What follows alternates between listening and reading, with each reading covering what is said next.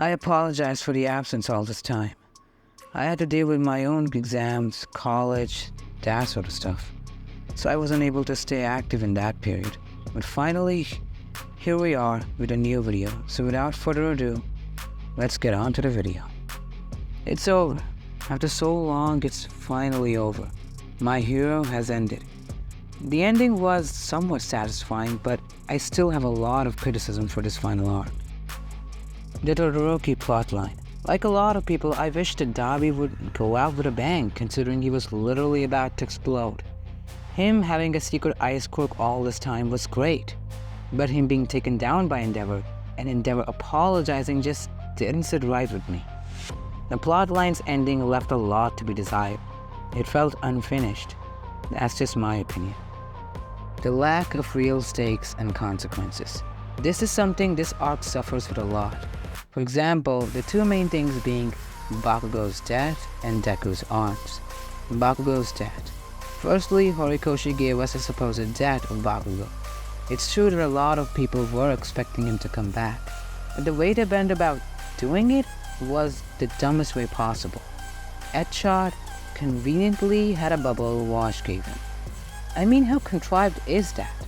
And he brought himself back with good old explosion. Plus, why wasn't nobody like Edshot the one to bring Bakugo back? It should have been Genius. That would have been better suited thematically. The mentor desperately trying to save his pupil. Instead, we got Edshot, who is nothing more than a plot device. Deku's arms. When I first saw the panel of Deku losing his arms, I was shocked. But at the same time, I understood that it was a great narrative decision. The possibility of Deku losing his arms was foreshadowed from the very beginning. It was the reason he came up with shoot style. One of the problems I had with the first war was that Deku breaking his arms had no lasting consequences, but now Deku is armless and quirkless, depending solely on One For All's embers and shoot style. But no! Eri rips off her horn, potentially messing up or even losing her quirk, and Deku gets his arm back. I mean, what was the point? Which brings me to my next point. All For One. I hate him. I absolutely hate his ass. He took away Shigaraki's last moments only to die a pathetic death by 2 hits from Deku. Sure, we learned that Shigaraki got Decay from All For One. That honestly was a great reveal, especially the fact that Decay is an incomplete version of Overhaul, with only its property to disassemble, and the reassemble property removed.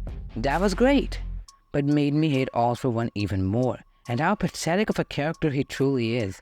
It still took away Tenko's save, and if you don't know, Shigaraki is my favorite character from My Hero, so perhaps it's a little bit biased on my part.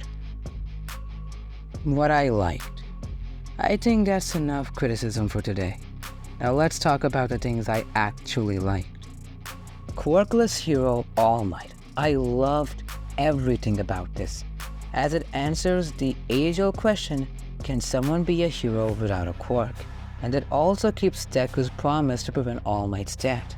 The cherry on the top was having Bakugo save All Might, but Bakugo blamed himself for ending All Might.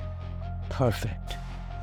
Toga and Uraraka's conclusion. I loved everything about Uraraka saving Toga, and how Toga not only had someone accept her, and how Toga eventually sacrificed her life to save Uraraka. From quirkless to quirkless. Having Deku destroy One For All in order to reach Shigaraki's subconscious and save him while losing all his quirks? Brilliant. Both Nana and Shigaraki confirmed that if Deku went for a killing blow, he could have finished Shigaraki off without going through all that trouble. But as Shigaraki said himself, Deku is crazy. Epilogue. Now let's talk about the series' epilogue. As for what I liked about it, almost everything. It is confirmed that Deku is indeed quirkless now. Bakugo reflecting on how he's always treated Deku and grieving the loss of One For All even more than Deku, who is calm since he gave up the quirk willingly. What I like is that this isn't going to be the final chapter. There will be a few more chapters as Horikoshi is giving the ending time to breathe. which is something a lot of mangakas don't do actually. It's a problem I had with Vigilantes. Its ending was very rushed in my opinion, something I'll talk about some other time. Conclusion. Could it be better? Yes. Was I satisfied? Honestly, no. But I can't say there aren't things that I loved. Until we meet again, I'm Blood, signing off.